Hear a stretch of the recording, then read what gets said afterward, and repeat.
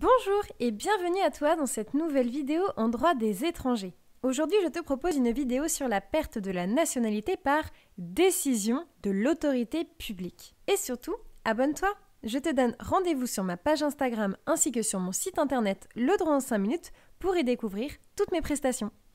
Pour ce faire, nous verrons dans un premier temps la libération d'allégeance, puis l'exercice actif d'une nationalité et enfin l'emploi dans un service public étranger. Tu es prêt? Alors c'est parti!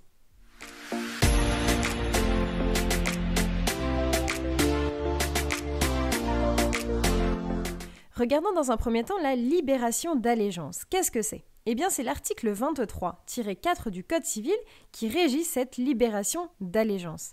Je te conseille donc d'aller le lire. Sache que la libération d'allégeance concerne les mineurs. En effet, les mineurs peuvent très bien perdre la nationalité française en adressant une demande au gouvernement français. Attention toutefois, il faut que l'enfant ait une deuxième nationalité. Pourquoi? Eh bien pour éviter les cas d'apatride. Sache que le dossier va donc être soumis au ministre compétent, puis transmis au préfet, qui va fournir un avis motivé au ministre en question, et ce ministre pourra ensuite refuser ou accepter le dossier, mais s'il le refuse, il se doit de motiver sa décision.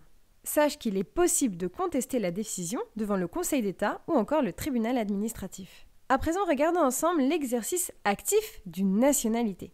Ici, c'est l'article 23-7 du Code civil qui régit ce cas spécifique. C'est le cas où finalement, une personne française va se comporter comme un citoyen d'un pays étranger dans le pays étranger. Ici, le gouvernement va intervenir directement.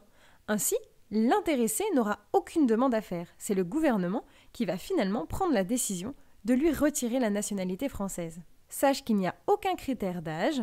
Toutefois, il faut que la personne se soit comportée comme un citoyen du pays étranger. Il faut également qu'il ait la nationalité de ce pays. Pourquoi? Pour éviter, encore une fois, les cas d'apatride. Enfin, sache que les conditions dans ce cas-là sont très strictes. Pourquoi? Car c'est le gouvernement qui va donc prendre l'initiative de retirer la nationalité française à un Français et ainsi cette décision a un caractère répressif. C'est pourquoi elle est très encadrée. À présent, regardons ensemble l'emploi dans un service public étranger. Ici, c'est l'article 23-8 du Code civil qui le régit. C'est le cas où une personne française va effectuer un service public, comme par exemple un service militaire, à l'étranger dans le pays étranger. Ainsi, le gouvernement français peut retirer la nationalité française à cette personne. Toutefois, avant de lui retirer cette nationalité, on va lui demander de cesser son activité de service public, de service militaire. Il a 15 jours pour arrêter ce service et si le service n'a pas été arrêté, alors le gouvernement peut retirer la nationalité française de ce citoyen.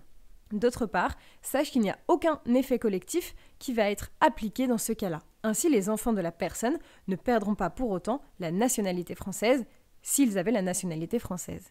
Voilà, j'espère que cette vidéo a bien su t'aider dans tes révisions.